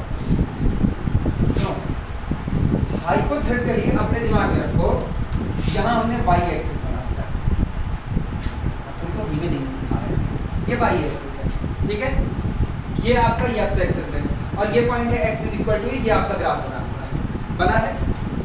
यहाँ आना, यहाँ जब खड़े हो तो ये पॉइंट कौन होगा एक्स एक्सिस पर, ये पॉइंट कौन होगा, ये होगा a माइनस एच, हाँ या ना। अच्छा, अगर ये a माइनस एच है तो इसके ठीक सामने y एक्सिस पर यहाँ जो वैल्यू मिलेगी ये कौन होगी, f of a minus H. सही या गलत मिला? अच्छा, अब की सुनना, जब x बराबर a पर आए तो दोनों जगह होल है ना, इसका मतलब x बराबर a की वैल्यू ये है जो यहाँ गिल्टी जैसा दिखाई दे रहा है, तो इसका मतलब ये इसके सामने ये कौन है, f of a। x y axis पर ऊपर गए कि नीचे आए, नीचे आए, वैल्यू घट गई कि नहीं, घट गई। अच्छा, अब की बात सुनना, अब की बार यहाँ पर देखो, ये पॉइंट, ये कौन सा पॉइंट है, ये कौन सा है, a प्लस एच, और जब a प्लस एच पर आए तो वैल्यू कहाँ मिली, this is the f of a plus h. कौन सा ले नहीं सकते ना, याद है, पॉजिटिव स्मॉल h, उस पॉइंट के जस्ट बाद, इसीलिए तो मोनोटोनिसिटी एट दैट पॉइंट की बात हो रही है, ना कि फंक्शन की बात हो रही है। मोनोटोनिसिटी एट दैट पॉइंट, ना ग्राफ तो कंफ्यूज करने के लिए बना दिया गया इतना बड़ा, अदरवाइज इतना बड़ा ग्राफ ही ना बनाया जाता। अभी क्लियर है? तो किस में आया, डिक्रीजिंग में आया, वैल्यू घट रही है। अब अपने हिसाब से जैसे तुमको सॉल्व करना हो वैसे तुम सॉल्व कर सकते हो। मेरे अकॉर्डिंग सिंपल सिंपल सी बातें लिखी जाएंगी। अच्छा, यहाँ पर देखो, यहाँ पर इस हिस्से में बात करें, अगर इसकी भी चर्चा कर लें तो पहले यहाँ पर थे, यहाँ पर यहाँ पर थे तो सामने y एक्सिस पर वैल्यू यहाँ कहीं आएगी, y एक्सिस, फिर तुम यहाँ चले गए तो y एक्सिस पर वैल्यू और ऊपर आ गई, अभी तो लगा बढ़ गए ना, लेकिन फिर जैसे यहाँ पर लोगे तो यहाँ की वैल्यू फिर पहले यहाँ थे, फिर ऊपर गए, फिर नीचे आ गए, neither increasing nor decreasing. Zigzag motion में चले कि नहीं चले? क्लियर हुआ? तो ये तो तय है, नाइदर इंक्रीजिंग नॉर डिक्रीजिंग। लेकिन ये कैसा था? डिक्रीजिंग था। कैसा सॉल्व करा? जैसा को वैसा सॉल्व कराए। ऐसे बनाए वाई एक्सेस बनवाएं जो तुमको आसान लगे, अपने को नहीं दिक्कत। चलो शुरुआत करते हैं 1 by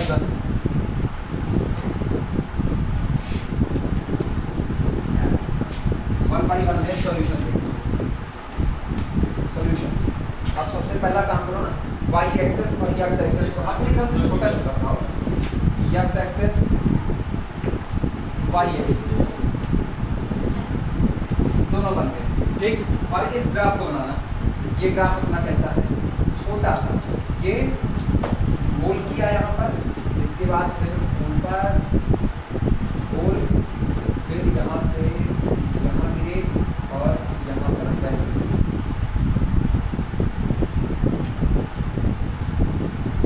ये है x इक्वल टू, ऑब्वियस सी बात है, यहाँ आ जाना, ये कौन है? ये माइनस h, यहाँ आ जाना, ये कौन है? a प्लस h, और इसके ठीक सामने ऐसे ये कौन? ये कोई बोलेगा ये कौन? f of a minus h। अच्छा ये कौन? ये कौन? f ऑफ a, क्योंकि ये पॉइंट है x इक्वल टू a पर है। ये कौन? f of a plus h। मिला? रूल क्या निकला? इधर रूल बांधो तो रूल अपने को ये मिल रहा है, f of a plus h is less then f of a। ये मिला? अच्छा ये कौन है? यहाँ से मिल रहा है f of a minus h, ये भी लेस देन f ऑफ कितना? सही या गलत? पहले चेक कर लो।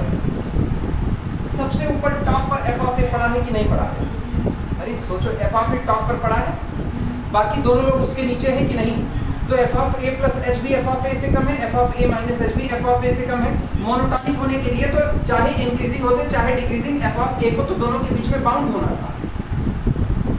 गड़बड़ है तो सुनो, इंक्रीजिंग होते तो क्या होता? इंक्रीजिंग में f ऑफ a कम होता f of a plus h से, लेकिन बंदा ज्यादा होता f of a minus h से। बंदा तो बीच में ही ना, बंदा बीच में। इंक्रीजिंग पर डिक्रीजिंग होते तो क्या होता? डिक्रीजिंग में f of a minus h बड़ा बैठता है f ऑफ a से, और f ऑफ a बड़ा होता है f of a plus h से। आज भी बीच में बंध गया कि नहीं बंध गया? अभी भी। लेकिन क्या अभी तुम इसको बीच में बांध सकते हो? अभी तो क्रम दोनों से बड़े। तो इसका मतलब ये कंडीशन जो लिखी गई ना, इनमें दोनों में से कोई नहीं है, इसलिए नाइदर इंक्रीजिंग नॉर डिक्रीजिंग लिख देना, NIND। अभी कंफ्यूज हो गए वो तो बता लो। अच्छा ग्राफ को ऊपर वाला बना देना, तुम कंफ्यूज हो आशु था नहीं? कंफ्यूज ना होना, अभी सबसे हल्के वाले पर चल रहे हैं, क्योंकि ग्राफ में लोग ज़्यादा पढ़े नहीं इसलिए हल्के पे चल रहे हैं, ऐसे ही रैंडमली। जिस दिन ग्राफ पढ़ा देंगे उस दिन सब ग्राफिकली।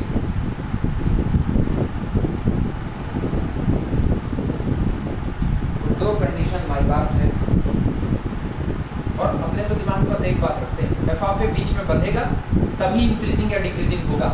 वही नहीं बंधने को तैयार है तो ना आप उसको इंक्रीजिंग बोल सकते हो ना आप उसको डिक्रीजिंग बोल सकते हो। फिर तो गया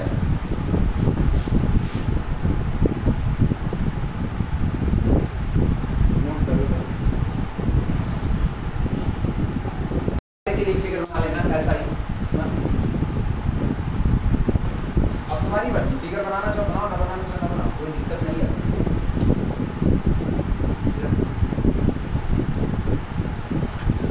ये y एक्सिस है अपना, ये x एक्सिस है, ठीक। और इधर फिगर बना, फिगर कैसा था वो ड्रॉ किया नहीं, ये फिगर ऐसा था, यहाँ से डिक्रीज किए, उधर होल छूटा, फिर यहाँ पर वैल्यू आई कोई, उसके बाद फिर नीचे आने के दौरान होल, और यहाँ से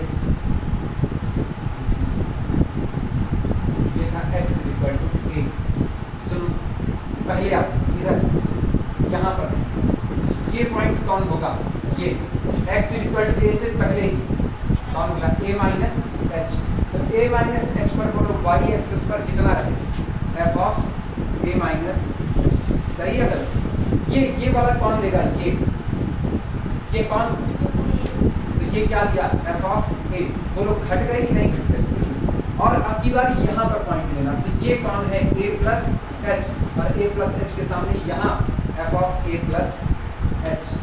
क्या आपकी बीच में बाउंड हो गया कि नहीं, और बंद गया तो कैसा घटते हुए आए, तो इसका मतलब ये कौन होगा मोनोटोनिकली डिक्रीजिंग। रीजन सुधार करके लिखा जाए तो लिखा गया है f of a minus h is greater than f of a and f of a is greater than f of a plus h, इसलिए मोनोटोनिकली डिक्रीजिंग। तो तुम लोग एन आई एन सुधार करते हो।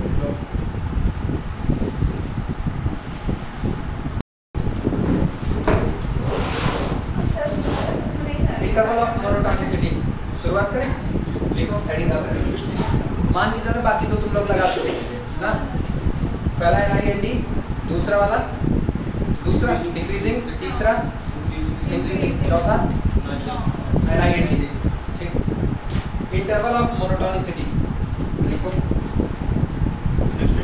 हाँ नेक्स्ट, इंटरवल ऑफ मोनोटोनिसिटी एक ऐसा इंटरवल जो बिलोंग तो करता है डोमेन से, एक ऐसा इंटरवल जो बिलोंग तो करता है आपके डोमेन से, लेकिन उस दिए गए इंटरवल में आपका फंक्शन मोनोटोनिक बिहेवियर को बचा करके रख रहा है, या मोनोटोनिक बिहेवियर को रख रहा होगा। तो interval belonging to the domain in which our function becomes monotonic, एक ऐसा इंटरवल जो मेरे डोमेन का हिस्सा है, ये याद रखना, शब्द इसके साथ ये जुड़ा है इंटरवल। ये नहीं कि डोमेन का एक टुकड़ा उसको आप बोल दो, डोमेन का टुकड़ा नहीं, डोमेन का टुकड़ा तो वो टुकड़ा होने के साथ साथ इंटरवल की भी प्रॉपर्टी को रख रहा हो इंटरवल। तो एक ऐसा इंटरवल जो आपके डोमेन का हिस्सा है और उस हिस्से में यानी उस इंटरवल में आपका फंक्शन मोनोटोनिक बिहेव रखता है, तो इस इंटरवल को इंटरवल ऑफ मोनोटोनिसिटी कहा जाएगा। लिखा जाए इस बात को लैंग्वेज में लिखना, it is an interval belonging to the domain, it is an interval, it is an interval, it is an interval belonging to domain, belonging to domain, ये वो इंटरवल होता है जो डोमेन से बिलोंग करता है, belonging to domain of function, domain of function belonging to domain of function. ठीक, comma करके लिखना है इन विच का मतलब इस दिए गए इंटरवल में, in which function f x is monotonic,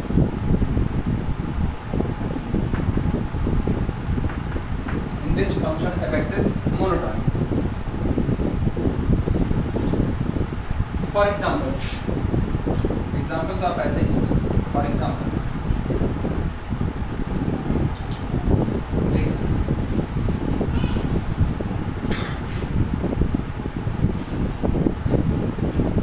y is equal to x square. अगर इसकी बात करें तो y is equal to x square पहले क्या करता है, डिक्रीज करता है, फिर जीरो होता है, जीरो होकर के क्या कर जाता है, इंक्रीज करता है। तो एक बार डिक्रीज किया फिर इंक्रीज किया, कम से कम ये मोनोटोनिक तो नहीं है क्योंकि एक नेचर नहीं रखता। लेकिन अब की सुनना, अगर आप ओपन इंटरवल तैयार करो माइनस इन्फिनिटी से लेकर के जीरो पर क्लोज्ड, तो इतने दायरे में क्या ये डिक्रीजिंग ही रहेगा कि नहीं रहेगा?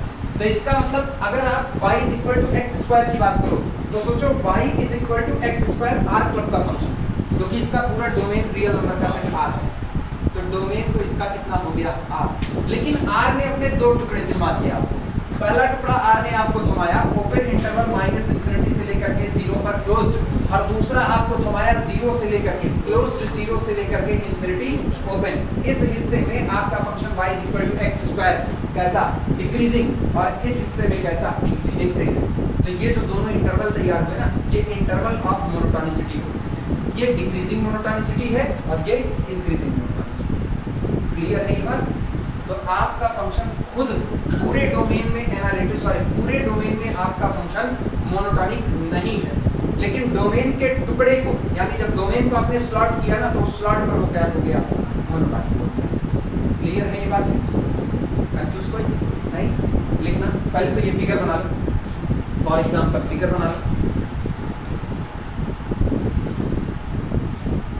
बन गया? लिखना y is equal to x square, y is equal to x square is not monotonic, figure बना करके लिखना, y is equal to x square is not monotonic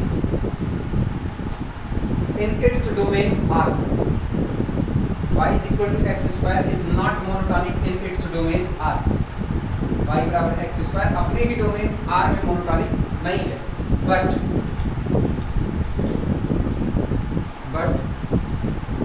it is monotonic, but it is monotonic in, it is monotonic in, ये लिखना ठीक, और ऐसे लिखना subset R, and ये लिखना सबसेट R। लेकिन ये इसी रियल के दोनों टुकड़ों पर कैसा हुआ, मोनोटॉनिक। ये जहां लिखे हो ना, इसी के नीचे यहाँ पर लिख देना डिक्रीजिंग, और यहाँ पर लिख देना इंक्रीजिंग। ये कंफर्म याद रहेगा, ये मोनोटॉनिकली डिक्रीजिंग है, ये monotonically increasing. So these two intervals, अच्छा ये लिख लो,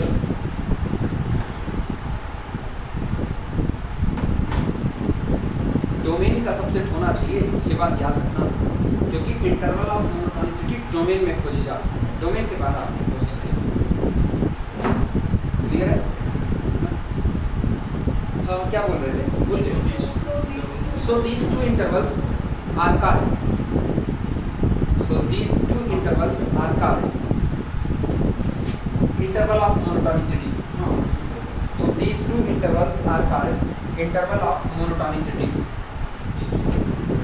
एक दिष्टा अंतराल, हिंदी कठिन है, एक दिष्टा अंतराल, एक ऐसा अंतराल जिसमें आप केवल एक टेंडेंसी रख सकते हो, बस या तो बढ़ रहे हो या तो घट रहे हो, इसके अलावा आपकी कोई टेंडेंसी नहीं हो सकती। जबकि पूरे डोमेन में आप दोहरी टेंडेंसी दिखा रहे हो, पहले घटे फिर क्या किए, बढ़ गए, ये दोहरी टेंडेंसी है, और दोहरी टेंडेंसी आपको कभी भी मोनोटॉनिक होने नहीं देती। आपने बोला इसकी हिंदी ज़्यादा अच्छी है, मोनोटॉनिक, हिंदी की तरफ एक दृष्टा, एक ही तरफ देखने वाला, दो तरफा, पीछे से हमला कर दो, खत्म मामला। हाँ बिल्कुल, पीछे से हमला करो, मामला खत्म। सोचो, जो फंक्शन पीछे से हमला करने का मतलब है ना, आप उसके साथ धोखेबाजी कर रहे हो, ये देखना इंक्रीजिंग है, मानते हो? हम कह रहे हैं ये y is equal to x square का एक टुकड़ा है, इंक्रीज कर रहा है अभी की तारीख में। चलो डोमेन मानते हैं, डोमेन इसका हो गया 0 से लेकर के इंफिनिटी, अभी तो मानते हो है? इसके साथ धोखा ये करो, किया धोखा है, बेचारा पॉजिटिव दुनिया में दौड़ रहा था, तुमने क्या किया, ठीक अंदर में नेगेटिव नहीं बनेगी, बाहर माइनस से मल्टीप्लाई कर देंगे। अब क्या करेगा, इंक्रीज या डिक्रीज? अब क्या करेगा, इंक्रीज या डिक्रीज? डिक्रीज किया। अरे कोई भी चीज अगर लगातार बढ़ रही है ना, माइनस से मल्टीप्लाई कर झम में नीचे गिरेगी, अभी डिक्रीजिंग हो गया कि नहीं? तो सोचो पूरा इंटरवल ऑफ मोनोटॉनिसिटी जो था एक तरफ देख रहा था, बस आप हमेशा इंक्रीजिंग बिहेवियर रख रहे थे। इसीलिए कहा जाता है ना, अगर आपको बेहतर फंक्शन करना है तो चारों तरफ नजर दौड़ाओ, चारों तरफ, तभी जाकर के सक्सेसफुल हो सकते हो। मोनोटॉनिक बढ़ता हुआ फंक्शन एक ही बार माइनस से मल्टीप्लाई तो खप से नीचे गिरता है, और अब ये मोनोटॉनिकली क्या हो चुका है, डिक्रीजिंग हो चुका है। लेकिन जरा इसके हाल देखो, इसके हाल, इनका ये दोनों तरफा कह रहा है, हम बढ़ेंगे भी हम घटेंगे भी, हाँ इनके लिए सब ठीक है। दुनिया के रीत में राजनीतिक आदमी है, एक बार कहेगा चलो गिरते ना गटर में भी चले जाएंगे, नेताओं वाली वोट लेंगे चाहे जैसे लोग, किसी भी दम पर, बढ़ते बहुत अच्छे आदमी वाली हरकत, देवता आदमी भैया, देवता ना गौ जो भी कहा मान लेता है, सब सही है, इंक्रीजिंग है। लेकिन माइनस से मल्टीप्लाई करोगे जब पूरे फंक्शन पर लोग, तब भी देवता है, तब भी कुछ नहीं, बस आज तक जिनसे गिर रहा था उनकी तरफ उठ जाएगा, जिनकी तरफ उठ रहा था उनकी तरफ गिर जाएगा, बस इतना ही नेचर बदलेगा। लेकिन आज भी ये ठीक है, अभी भी गड़बड़ नहीं हुआ है, क्योंकि ये दो तरफा चल रहा है, इसीलिए बचा। जबकि अगर कोई भी फंक्शन मोनोटॉनिक हो चुका है तो मोनोटॉनिक फंक्शन मरेगा निश्चित तौर पर, वो अपना नेचर छोड़ना पड़ेगा, उसकी मजबूरी है। एक मोनोटॉनिक फंक्शन के साथ सबसे बड़ी मजबूरी होती है, ये जो बातें बोली जा रही है ना वास्तविकता में पढ़ाई में भले काम न दें, लेकिन ये फंक्शन के नेचर को समझने और परखने के लिए बड़ी जरूरी होती है कि एक फंक्शन जो एक ही नेचर को लेकर के चल रहा है, दोहरा नेचर नहीं रख रहा है, वो फंक्शन एक माइनस के आ जाने से पूरी तरह से पलट जाएगा। तो वो वही बनता है ना, वक्त बदल दिया, जज्बात बदल दिए, सब कुछ इसका मोनोटॉनिक के साथ हमेशा ऐसा होगा, कभी भी इसका कुछ बारा नारा नहीं हो सकता। कांस्टेंट फंक्शन उसके साथ क्या होगा, क्या वो मोनोटॉनिक नहीं होता, मोनोटॉनिक नहीं होता, ये तो तय बात है ना। ये कांस्टेंट फंक्शन y बराबर 4, ठीक। और देखो जो कांस्टेंट आदमी है ना, जो नहीं बदलेगा तबाह हो जाता है। कोई कहते हैं ना हम दुनिया के हिसाब से नहीं बदलने वाले, तो या तो बहुत सक्सेसफुल रहेगा या तो तबाही आएगी। तबाही का जब कंडीशन एकदम विपरीत हो, माइनस बैठा हो, तो आज जो ऊपर चल रहे थे नीचे आ गए ना, दुनिया पलट गई इनकी, फिर से वापस वही। तो जो फंक्शन फिर वही बात आती है ना कि जो कई नेचर रखता है ना, वो अपने आप को बचाने का दमखम रखता है, दमखमे रखता है, हरदम बच जाएगा नहीं, फ्रेम ऑफ रेफरेंस ही पूरा पलट जाएगा, फंक्शन में पूरी तरह से नए सिरे से डिफाइन कर देंगे, मामला ही गड़बड़ है। वास्तविकता में ये जो हो रहा है ना, माइनस से मल्टीप्लाई किया जा रहा है, फंक्शन को नए सिरे से डिफाइन किया जा रहा है। आज तक आपका फंक्शन y = 4 होता था, आज आपका फंक्शन क्या हो रहा है, माइनस से मल्टीप्लाई करने पर आज आपका फंक्शन y बराबर -4। ये नया फंक्शन है, ये पुराना नहीं, ये पुराना है, देखो ना, -y = -4, ये पुराना, क्योंकि ये माइनस माइनस उड़ जाएगा और y बराबर कितना बचेगा, अगेन 4 बचेगा। क्लियर है ना, ये सारी बात।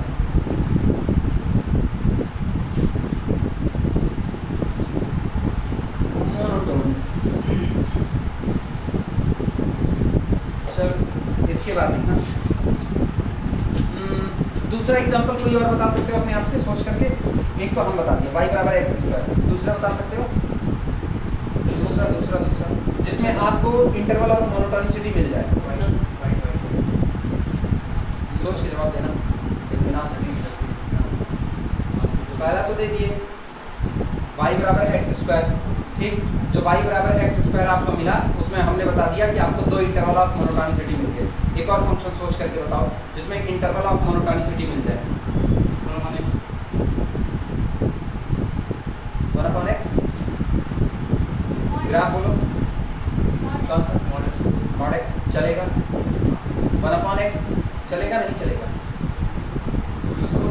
चलेगा नहीं चलेगा, हम कुछ नहीं करें, चल भी सकता है, कुछ नहीं कर सकता। इंटरवल ऑफ मोनोटोनिसिटी चाहिए, एक ऐसा फंक्शन जिसमें आपको इंटरवल ऑफ मोनोटोनिसिटी मिल जाए। mod x हो गया, 1/x की बात है, 1/x में क्या बात है, क्या इंटरवल ऑफ मोनोटोनिसिटी मिलेगा? तो इतना सोच का है, 1/x का ग्राफ बोलो, 1/x का ग्राफ ये बस, अपने को नीचे की जरूरत नहीं, मिले ना मिले जाए भाड़ में, इसकी जरूरत अपने को नहीं। देखो ना, अपने को तो बस एक छोटा सा टुकड़ा चाहिए जहां मोनोटोनिसिटी हो जाए, काट दिया पूरे डोमेन में, ये एक रियल नंबर की लाइन पूरी, ये हिस्सा कटा कि नहीं कटा, और इतनी दूर में या तो आप यहाँ आओगे और या तो ऐसे जाओगे, या तो डिक्रीजिंग आओगे या तो इंक्रीजिंग जाओगे, मिला। अब ऐसे एक तो नहीं, लाखों करोड़ों मिलेंगे, काटते चले जाओ बस। ये थोड़ा जब इंटरवल ऑफ मोनोटोनिसिटी रखेगा। अगला y बराबर mod x, ये y बराबर mod x, ठीक। अभी आज की तारीख में नाइदर इंक्रीजिंग नॉर डिक्रीजिंग, लेकिन काटो, -∞ से लेकर के 0 पर क्लोज्ड कैसा बिहेवियर देगा, डिक्रीजिंग, ठीक।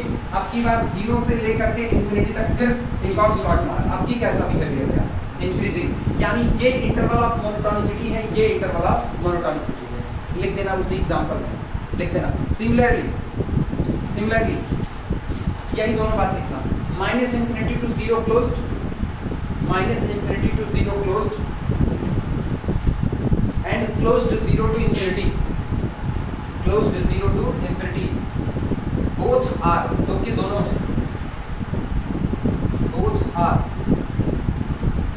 interval of monotonicity, both are interval of monotonicity for y बराबर mod x, for y बराबर mod x। क्या साइन वाले में मिलेगा sin x, sin x मिलेगा r क्लब हर स्लॉट मारो हर स्लॉट मिलेगा, जितने स्लॉट चाहो उतने स्लॉट लगा सकते हो। क्लोज्ड 0 से π/2 इंक्रीजिंग मोनोटोनिक बिहेवियर रखेगा ना। सुनो, जो उसकी खोपड़ी दौड़ रही है साइन वाली, खोपड़ी काटते जाओ बस खाली, ये खोपड़ी आधा करते चले जाओ, मिलेगा निश्चित तौर पर। क्लियर है? चलो बस इतना ही। इसके बाद फिर अब हम इंटरवल ऑफ मोनोटोनिसिटी निकाला कैसे जाएगा, वर्किंग रूल बताएंगे। हेडिंग डालना, finding interval of monotonicity. Finding हाँ पॉइंट पे चेक किया ना सर, किस पे? इंटरवल के एंड पॉइंट इंटरवल के एंड पॉइंट से क्या पे चेक करना हो मोनोटोनिसिटी, हाँ ए और बी पे चेक कर लेते हैं, ऐसे डिसाइड कर लेते हैं ना, या बीच में पॉइंट चूज करते हैं फंक्शन की मोनोटोनिसिटी खाली एंड पॉइंट से और बीच के पॉइंट करना। अगर तुम किसी फंक्शन को कहना चाहते हो कि कोई फंक्शन मोनोटोनिक है कि नहीं, तो उसके खाली एंड पॉइंट से चेक करके आप जवाब देना चाहते हो ना।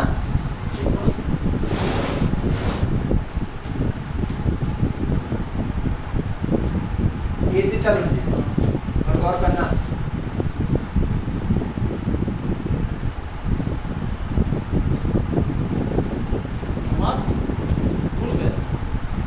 जवाब होता फंक्शन ना, कुछ नहीं बता सकते, क्या मिलेगा तुमको ना। यहाँ से यहाँ क्या किए, डिक्रीज, खट दे, फिर तुरंत क्या किया, इंक्रीज। तो ये पल में फिर छड़े तुष्टा छड़े रुष्टा तुष्टा रुष्टा छड़े छड़े अवस्थित चित्ता नाम प्रसादो अभिभयंकरा। खतरनाक फंक्शन, इसका तो मगर होना भी अपने लिए खतरनाक है। फंस गए, रोक लग गई ना, नहीं बता सकते इस हिसाब से। मिला ना। तो इस फंक्शन के तो अब ये याद रखना ना, मर्जी हो तो वहीं कॉर्नर पे ऐसे बना लो जिगजैग मोशन में, और याद रहे तो अच्छी बात है। हाँ साइन याद रहना चाहिए, याद रहना चाहिए। आप किसी भी फंक्शन का ना लास्ट वाला पॉइंट, एंडिंग पॉइंट, साइन का फंक्शन याद रखो, साइन वाला, साइन में ये किसी ने दिया, ये किसी ने दिया, और उसके बाद ये इतने से इतने पर तुमने निकाल लिया, एंडिंग पॉइंट यहाँ से लिया ए, और उसके बाद यहाँ से दिया बी। तो सोचो ए पर जो निकालोगे ये कम आएगा, और बी पर जो निकालोगे ये ज़्यादा आएगा, तो तुमको क्या मिलेगा, तुमको मिलेगा इंक्रीजिंग, क्योंकि ये छोटा है। F of a is confirmly less than f of b, क्योंकि एफ ऑफ बी पर आप टॉप वैल्यू 1 ले रहे हो, तो ऐसे में दिखने में तो लगा इंक्रीजिंग है, लेकिन बीच में ये छोड़ कर गया है, इसीलिए पॉसिबल नहीं हो सकता। क्लियर है?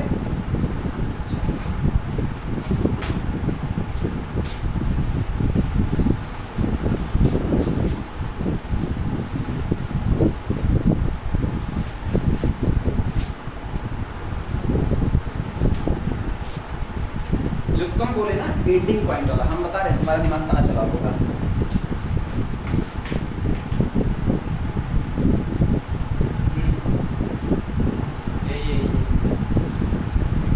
रोल्स ऑफ लैग्रेंज थ्योरम ना, इनका दिमाग रोल्स ऑफ लैग्रेंज थ्योरम के फिगर पे अटक गया, जबकि वो ऐसी बात नहीं, इसका किस्सा ही अलग है पूरी तरीके से। हेडिंग पढ़ी, finding interval of monotonicity. Heading है, heading finding interval of monotonicity.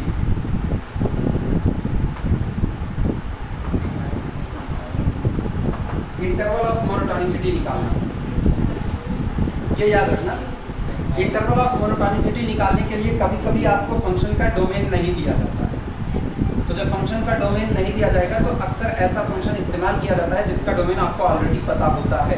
जैसे हाँ, स्टैंडर्ड लेगा, जैसे किसी ने फंक्शन लगा दिया ax² + bx + c, ये लगा दिया किसी ने फंक्शन, और फंक्शन ये लगा दिया, डोमेन नहीं दिया। अब तय बात है इसका डोमेन कौन होगा, क्योंकि अपने को पता है दुनिया के सारे पॉलिनोमियल का डोमेन कौन आ रहा है, सबसे सेटिस्फाइंग है। तो ये सोचना पड़ेगा, कभी कभी नहीं देता है, जब देगा तो आपको उसको डोमेन का सबसेट निकालना पड़ेगा, सबसेट जहां मोनोटोनिसिटी बरकरार रहे। और अगर नहीं दिया है तो तय बात है 95% के केसेस में डोमेन रियल नंबर का सेट आ नहीं जाता। क्लियर है? जैसे greatest integer function, greatest integer function का डोमेन क्या चलेगा, नाम पहले ले लेना है, greatest integer function. Greatest integer मतलब आप कुछ भी भरोगे ना इंटीजर जवाब देगा, कुछ भी भरोगे इंटीजर देगा। तो सोचो हम क्या करें, कुछ भी भरोगे इंटीजर देगा, तो कुछ भी भरने का मतलब ना आप पूरा रियल नंबर का सेट भर सकते हो, तो उसका डोमेन क्या होगा, आर होगा। तो जिस दिन वहां पर इंटरवल ऑफ मोनोटोनिसिटी निकालने को कहेगा, अगर कहेगा, अगर होता है तो उस दौरान आपको क्या करना पड़ेगा, पूरे रियल नंबर के सेट को सॉल्व करना पड़ेगा। क्लियर है?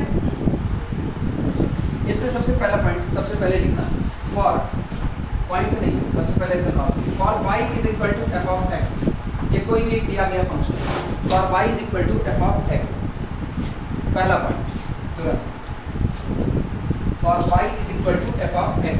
सबसे पहला पॉइंट तो ये है कि जो भी आपको फंक्शन दिया गया आप तुरंत उसको डिफरेंशिएट करके f डैश ऑफ x निकालो।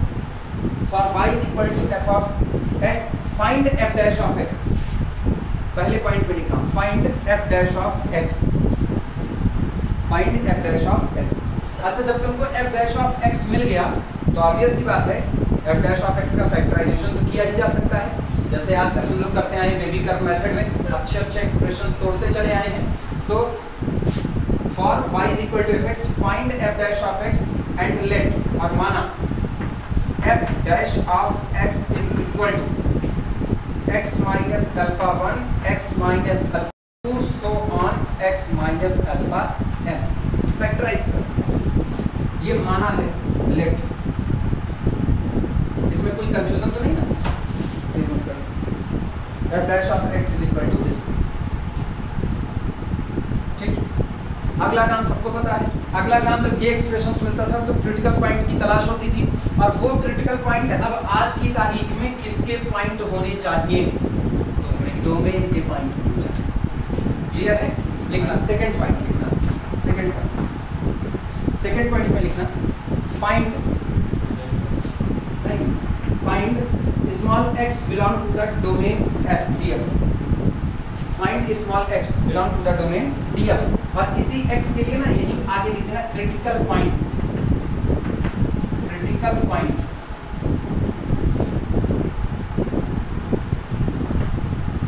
Bracket close, critical point. ये क्रिटिकल पॉइंट वो जगह है जहां पर f डैश ऑफ x का मान 0 हो रहा है, क्योंकि जब तक f डैश, सोचो f डैश ऑफ x, कोई एक्सप्रेशन है f डैश ऑफ x, इधर की दुनिया में पॉजिटिव चल रहा है, लेकिन जैसे अपने क्रिटिकल पॉइंट को टच करेगा तुरंत f डैश ऑफ x की वैल्यू उस दिन कितनी हो जाएगी, 0। और क्रिटिकल पॉइंट इसलिए कहा जाता है क्योंकि यही वो जगह है जहां से या तो फिर ये पॉजिटिव हो जाएगा और या तो आपकी कैसा हो जाएगा, ये बेबी कर्व मेथड याद आ रहा है, यही काम करते आए हैं बेबी कर्व मेथड, और अपने को पता है ये कब अपना साइन चेंज करेगा, degree even same sign, degree odd opposite sign, याद आया? ठीक, तो आपकी बार क्रिटिकल पॉइंट को फाइंड आउट किया, क्रिटिकल पॉइंट वो जगह होती है जहां पर f डैश ऑफ x बराबर कितना हो जाता है, 0 हो जाता है। इसीलिए कहा जाता है क्रिटिकल पॉइंट को निकालने के लिए जो आपने f dash of x find out किया है उसी f डैश ऑफ x को बराबर कर दो कितना, 0। अब तुरंत ऐसे दिमाग में एग्जांपल सेट करो, y बराबर sin x, y बराबर sin x, पता है अपने को 0 से π/2 मोनोटोनिसिटी बची हुई है, तो 0 से π/2 में 0 भी उसका क्रिटिकल पॉइंट है, π/2 भी उसका क्रिटिकल पॉइंट है, क्योंकि 0 के इधर देखो, 0 के इधर साइन का ग्राफ ये रहा, तो 0 के इधर नीचे आया कि नहीं, नेगेटिव दुनिया बसी, और 0 के उधर कैसी लिखी, पॉजिटिव, यानी ये वो जगह है ना जहां ये वैल्यू चेंज करना है, वो साइन चेंज करना है। अच्छा फिर देखना π/2 वाले हिस्से में, π/2 यहाँ पर है, ये π/2, इस पर सोचो यहाँ से यहाँ इधर के हिस्से में ये क्या किया, इंक्रीज किया, और इधर के हिस्से में क्या किया, डिक्रीज। वो अलग बात है, y इधर भी पॉजिटिव देगा, इधर भी पॉजिटिव देगा, लेकिन y का नेचर ही पलट दिया, इधर से इंक्रीज कर रहा था, इधर से क्या किया, डिक्रीज। तो सिर्फ क्रिटिकल पॉइंट वो जगह नहीं होती है जहां पर आपका फंक्शन अपना साइन चेंज कर रहा होता है, ये वो जगह भी होती है जहां आपका फंक्शन अपना नेचर बदल रहा होता है। क्रिटिकल पॉइंट कोई पूछना तो सिर्फ ये नहीं कह सकते क्रिटिकल पॉइंट वो जगह है जिसके इधर उधर साइन बदल जाते हैं, नहीं, जिसके इधर उधर नेचर भी बदल जाते हैं, वो भी क्रिटिकल पॉइंट होता है। कोरोना आया ना, लोग अपने क्रिटिकल पॉइंट पर आ गए ना। अब सामने वाला मिलने भी आया था, हाँ भाई सब ठीक ठाक है, अब ठीक, पहले होता था अरे आइए ये चाय पी करके जाइए, अभी यहाँ भाई सब ठीक है, और वो भी नीचे भी मिलने नहीं आए, छींक दे मुंह पे पड़ जाए, ऊपर छत से खाया तो बाय बाय, वहीं से हाथ जोड़, यही क्रिटिकल है। आप नेचर भी बदल रहे हो, वैल्यू भी बदल रहे हो, आदमी की वैल्यू भी बदल रही है, घर वालों की लाश भी उठाएगी, ये भी कंडीशन बनी। क्रिटिकल पॉइंट ये सब सोचने की बातें हैं। चलो इसके बाद सेकंड पॉइंट में क्या लिखे, find small x belong to the domain D F, bracket में क्रिटिकल पॉइंट वेयर, जहां पर where f dash of x is equal to 0, where f dash of x is equal to 0, ठीक।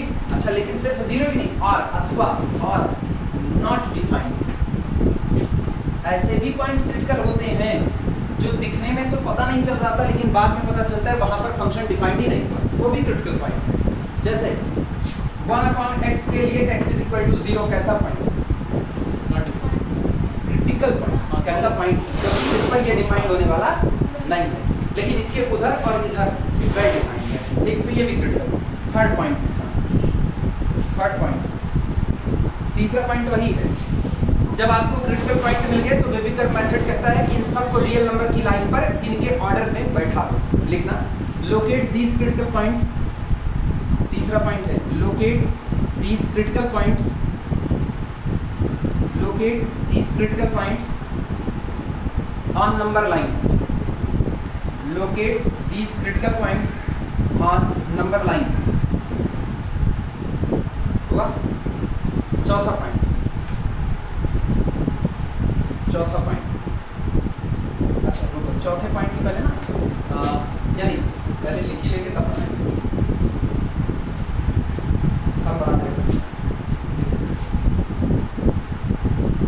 जब f dash of x आया तो f dash of x ये सामने निकल करके आया, हमने फैक्टराइज कर लिया, और जैसे तुमने f डैश ऑफ x को 0 किया तो इतने सारे लोगों का प्रोडक्ट 0 हुआ, तो क्रिटिकल पॉइंट कौन मिला, x is equal to alpha 1, x is equal to alpha 2, x is equal to alpha n।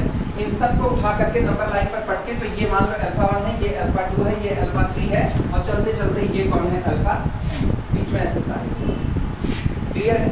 अगला काम क्या होता था, अगला काम होता था साइन लगाना, प्लस मान लो यहाँ क्या लगा, माइनस प्लस माइनस ऐसा लगा। तो आप सोचो जहाँ जहाँ तुमने प्लस लगाया ये एरिया, उसके बाद प्लस लगा इस एरिया में, ऐसे कहीं और भी प्लस लगा, ये वो जगह है ना जिस दुनिया में f डैश ऑफ x हमेशा क्या बना हुआ है, अच्छा greater than r equal to कहना बेहतर है, क्योंकि अल्फा 1 अल्फा 2 पर इसकी वैल्यू कैसी होगी, 0, जहां नॉट डिफाइंड होगा उधर ओपन कर देंगे, क्लियर है इतनी बातें। अच्छा जहां पर ये नेगेटिव है, देख रहे हैं ये नेगेटिव वाला है क्या, ये नेगेटिव वाला एरिया, और कौन सा मान लो यहाँ कहीं पर ये नेगेटिव एरिया, तो नेगेटिव वाला एरिया जितना है वहां पर f डैश ऑफ x की वैल्यू लेस देन कितनी है, 0, क्लियर। ये बताओ f dash of x positive कब होता है, इंक्रीजिंग की केस या डिक्रीजिंग, इंक्रीजिंग में पॉजिटिव होता है, इसका मतलब ये वो इंटरवल है ना जहां आपका फंक्शन इंक्रीज कर रहा होता है, that's the interval of monotonicity, और ये इंटरवल ऑफ मोनोटोनिसिटी किसकी होगी, इंक्रीजिंग बिहेवियर की होगी, और जहां पर नेगेटिव होता है, फिगर याद आया, नेगेटिव में थीटा बढ़ जाता है 90 से ज्यादा, 90 से ज्यादा बढ़ता है आपका ग्राफ नीचे गिरता है, तो इसका मतलब डिक्रीजिंग, तो नेगेटिव साइन वाले लोग जो होंगे ये आपका इंटरवल ऑफ मोनोटोनिसिटी तो होगा, लेकिन किस बिहेवियर के साथ, डिक्रीजिंग के साथ, क्लियर है। सारी बातें बेबिकर मेथड है, कुछ और नहीं, ये इससे रिलेटेड है जो साइंस से हो जाते हैं तो भी नहीं करता है, यही सब ना, अलग नहीं है कुछ भी।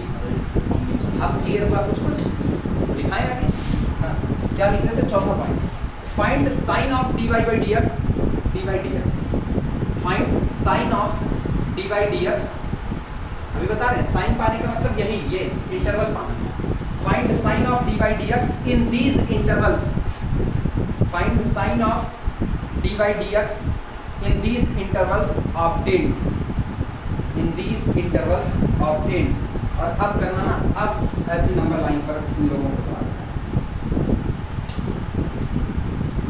और ऐसे अपने हिसाब से बनाना है, अल्फा 1 अल्फा 2 अल्फा 3 और कुछ सो ऑन, चलो अल्फा 4 भी बना ही देते हैं, alpha 4 so on alpha n।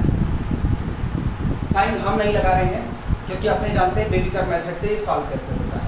Sign पाने का मतलब है कौन सा इंटरवल पॉजिटिव साइन रखेगा, कौन सा इंटरवल नेगेटिव रखेगा, ये पता करना, और ये हम लोग पता कर सकते हैं। ठीक, चाहे तो ना ब्रैकेट में लिख दो, for this use baby curve method, for this use baby curve method, याद रहेगा देखो, उसी से सारा काम होगा। For this use baby curve method हो गया। लाइन चेंज करके ये फाइनल टच है, आप जो बोल रहे हैं। कल निकालेंगे इंटरवल ऑफ मोनोटोनिसिटी, आज थ्योरी हो जाएगा।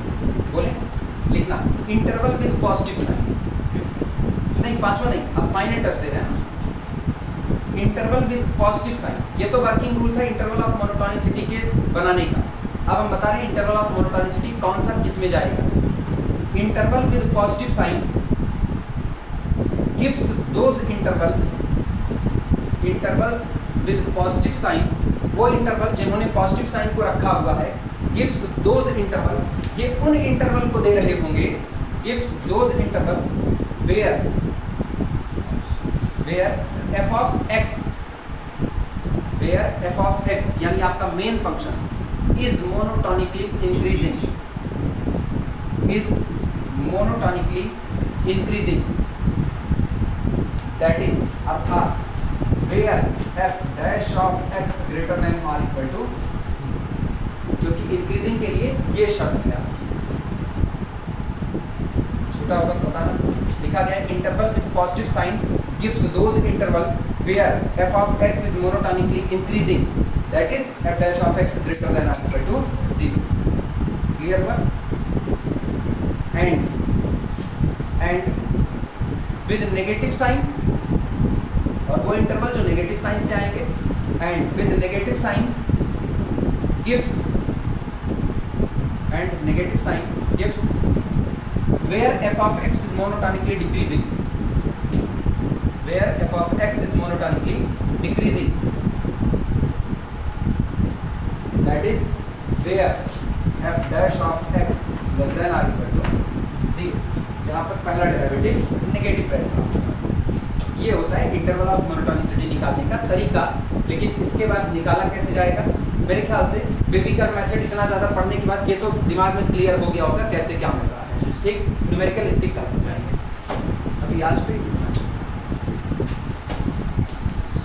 छुट्टी किए होते बारिश में तो कहाँ हो पाता ये।